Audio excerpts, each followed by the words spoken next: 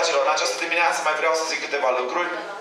Câteva lucruri mai vreau ca să vă spun lucruri extraordinar de importante pentru viața noastră. Și încurajările noastre din ultima lună au fost, cu adevărat, să rămânem în Harul lui Dumnezeu. Să stăm în Harul lui Dumnezeu. Și Fapte 15:11 spune: credem că noi suntem mântuiți prin Harul lui Dumnezeu. Prin Harul lui Dumnezeu noi suntem mântuiți. Prin Harul, prin darul lui nemeritat.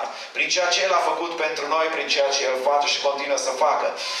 De asemenea, un alt lucru extraordinar, Roman 6:14. Păcatul nu va mai stăpâni asupra voastră, pentru că nu sunteți sub lege, ci sub har. Păcatul nu va mai stăpâni asupra voastră, pentru că nu sunteți sub lege, sunteți sub har. Atunci când ești sub har, atunci când trăiești din har, prin harul lui Dumnezeu, să știi, păcatul nu mai are putere asupra vieții tale. Atunci când cunoști harul lui Dumnezeu, când te bucuri de El, când stai în El, vei experimenta cu adevărat eliberarea și libertatea. Și nu va mai fi robul legii păcatului, ci voi fi cu adevărat robul lui Hristos. Bun, de asemenea, 2 Corinteni 9:8 spune: Dumnezeu poate să vă umple cu orice har. Suntem noi aceia care cerem și dorim harul Lui. Ne bucurăm de lucrul acesta, că harul Lui ne dă și ne binecuvintează. 2 Timotei 2:1 spune: întărește-te în harul care este în Hristos Iisus. Tit 2:11, căci harul lui Dumnezeu... așa, deci vin și textele așa mai în urma mea. Bine, Tit 2:11, căci harul lui Dumnezeu care aduce... Căci harul lui Dumnezeu care aduce mântuire pentru toți oamenii a fost arătat mai departe și ne învață să o rupem cu păgânătatea. Harul lui Dumnezeu care aduce mântuire a fost arătat și El ne învață. De asemenea, 1 Petru 5:5 spune că celor smeriți Dumnezeu le dă har. Dar ce se întâmplă cu cei mândri? Deci celor smeriți Dumnezeu le dă har. Cei smeriți văd harul lui Dumnezeu și se bucură de harul lui Dumnezeu.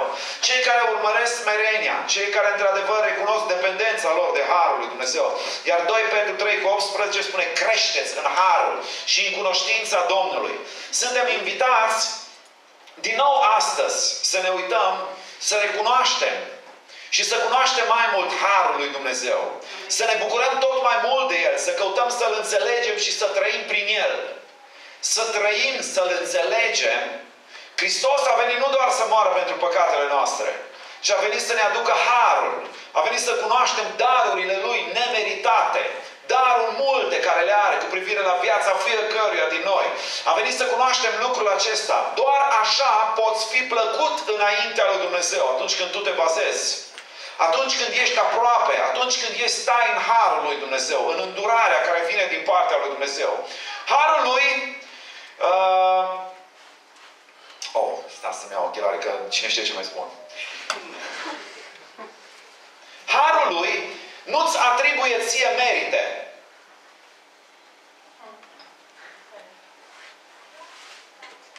Și asta știu că la unii nu le place. Unii care le place să-și trâmbițeze neprihănirea, meritele, să spună ce au făcut ei sau cine sunt ei. Dacă cunoști harul lui Dumnezeu, o să-ți dai seama ce lipsit de merite ești tu. O să-ți dai seama că tu prin tine însuți, de fapt, ești pierdut. Tu, de fapt, prin tine însuți rătăcești. Tu, de fapt, prin tine însuți dai din numai cu stângul sau calci mai mult în stânga decât în dreapta.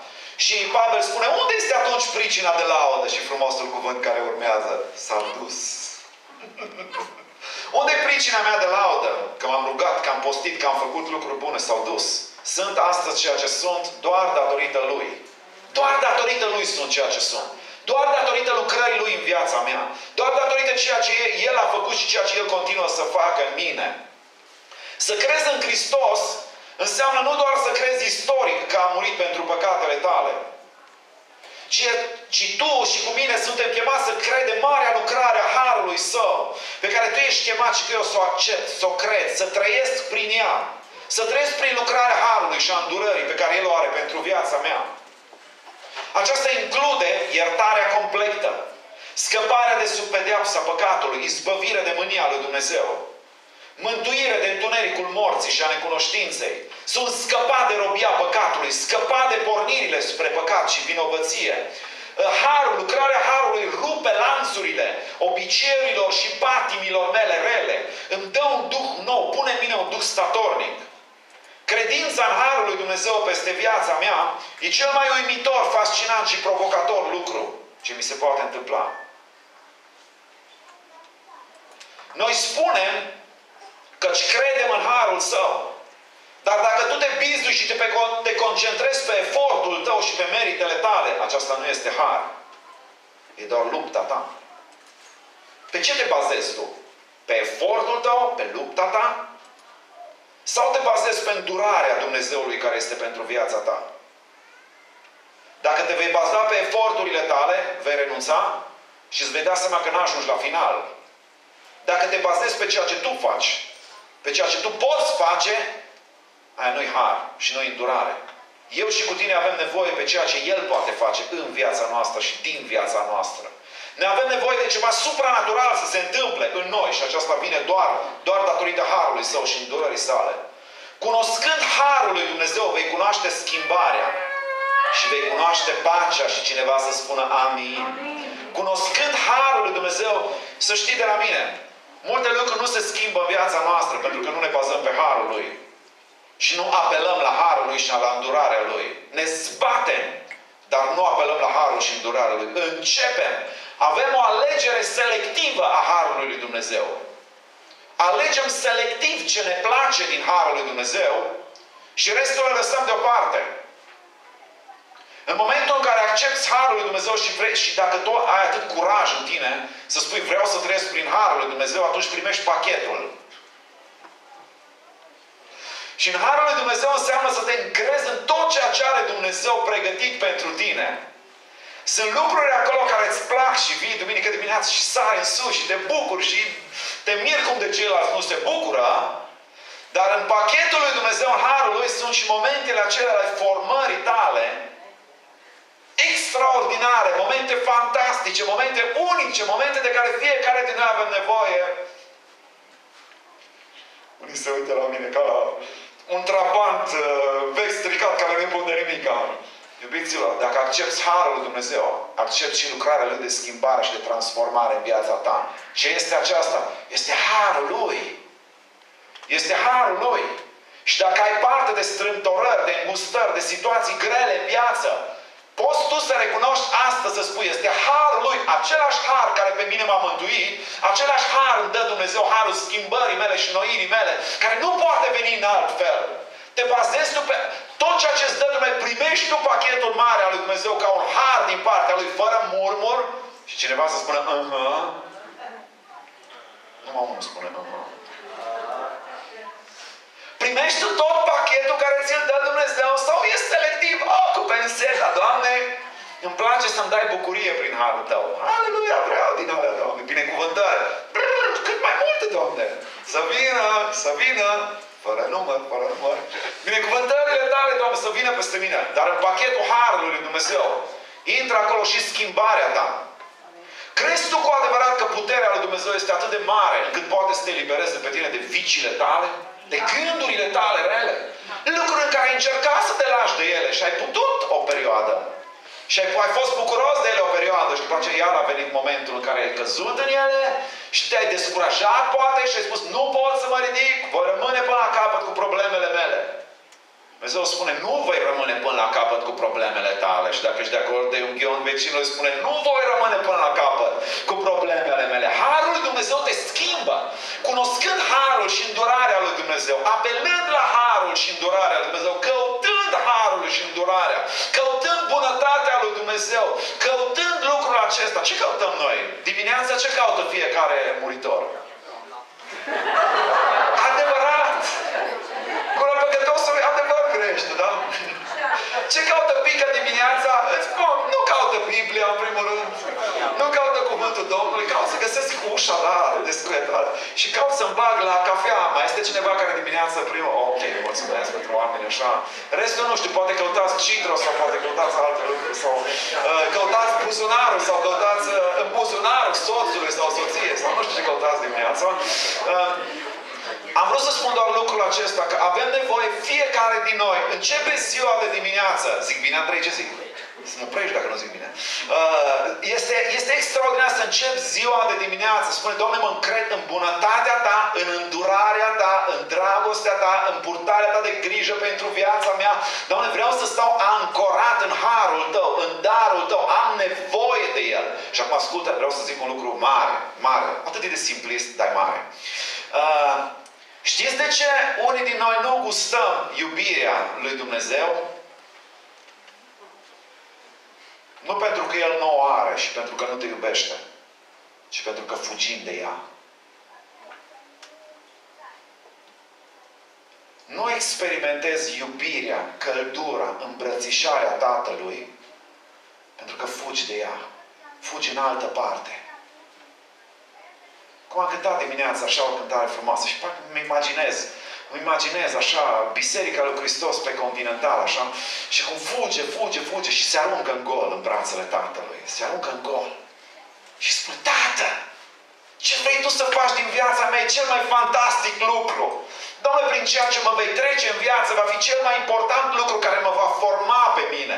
Mă va ajuta, Doamne. Doamne, oamenii care vei pune lângă mine, Doamne, nu pe toți super dragi, nu pe toți iubesc foarte mult, nu pe toți mi foarte pe ADN-ul meu sau cum aș vrea să fiu, dar sunt oameni pe care Tu i-ai rânduit lângă mine. Doamne, mulțumesc că m-ai pus să locuiesc în România.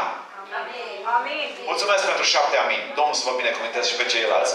Doamne, îți mulțumesc pentru timpul ăsta care îl trăiesc acum. Desigur că unii nu vă convine. Alții vi-ar fi plăcut poate să trăiți într-o perioadă victoriană, într-o perioadă renascentistă, într-o perioadă feudală sau în perioadele... Cine știe ce altă perioadă, da? Dar mulțumesc, Doamne, pentru că m-am născut în vremea asta. Mulțumesc pentru că am familia aceasta în care Tu m-ai pus. Amin. Este cineva mulțumitor de familia care o are? Familie, soț, soție, copii, părinți. Doamne, îți mulțumesc pentru familia în care Tu m-ai pus. Doamne, sunt mulțumitor. E harul Tău. Amin. Doamne, îți mulțumesc pentru țara în care Tu m-ai pus. Amin. Aici unii zic da, alții ba, alții zic că abia așteaptă să se schimbe lucrurile. Doamne, îți mulțumesc. Doamne, dacă vrei să mă nasc chinez, dacă vrei să mă nasc în altă parte, eram pe acolo, printre zecile de, sutele de, milioanele de milioane, da? Eram pe acolo. Dar Tu ai vrut să mă nasc aici, cu un scop, dar Tu ai avut un scop cu mine, prin harul Tău. Știi Tu că Dumnezeu are un scop cu privire la viața ta prin harul Său. Dacă accepti harul lui Dumnezeu, ceea ce El vrea să facă, Dumnezeu își va atinge scopul cu tine. Dacă accepti tot harul care vine de la Dumnezeu în formarea ta, în ridicarea, Dumnezeu își va duce planul până la capăt. Ești unul din acelea destul de înțelept în care să spui, Doamne, tot ceea ce vrei să formezi în mine prin harul Tău, eu primesc.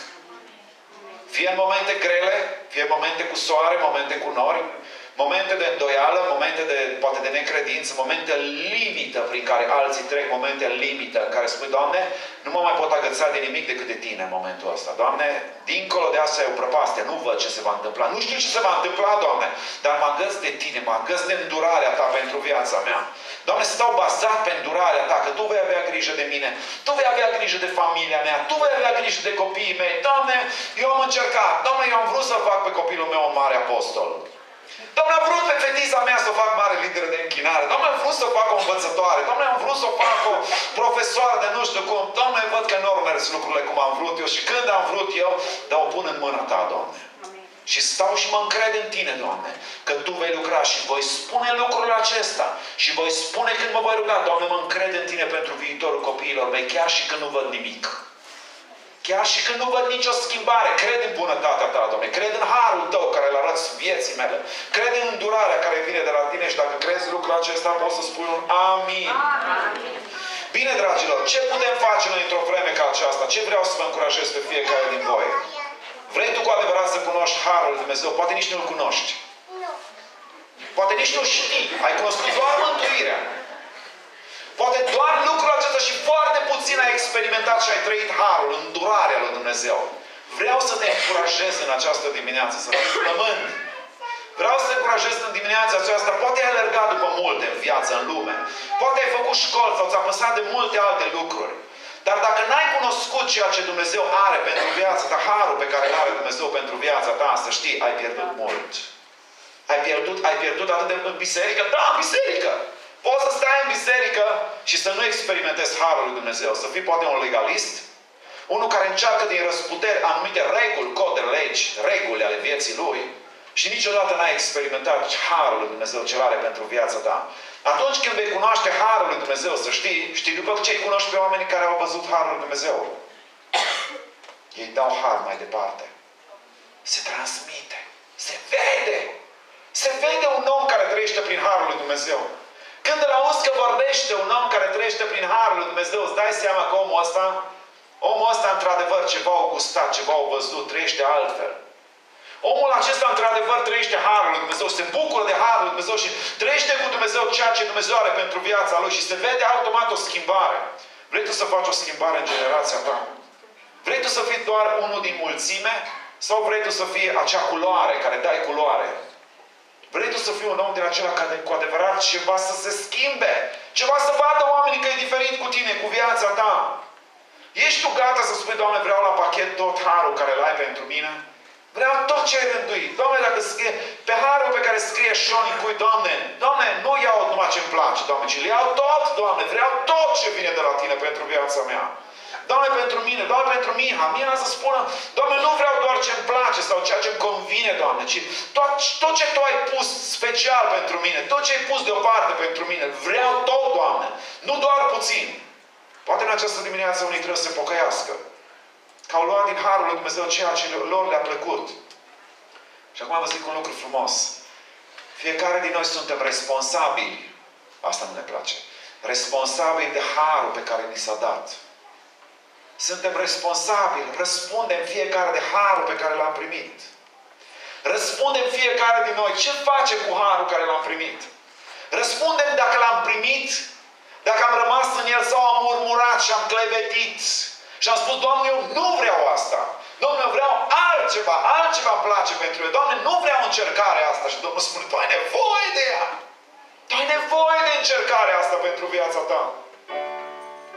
Sunt lucruri pe care vreau să le schimb în tine. Sunt lucruri pe care vreau să le transform în tine. Și am spus de multe ori, Doamne, eu n-am nevoie de încercarea asta. De multe ori ai căzut pe cale. Și Domnul a spus, uită-te cine ești, vreau să-ți arăt ceva, vreau să schimb ceva în tine. Vreau să noiesc ceva în viața ta. Vreau să noiesc ceva în Duhul tău. Vreau să te fac un om care cu adevărat să ai impact în generația ta. Sunt pline bisericile de oameni religioși. Sunt pline bisericile de oameni care vin la biserică. Dar sunt puțini cei care îl reprezintă pe Hristos. Sunt puțini din aceia a căror privire poți să vezi pe Hristos. A căror inima îl vezi pe Hristos.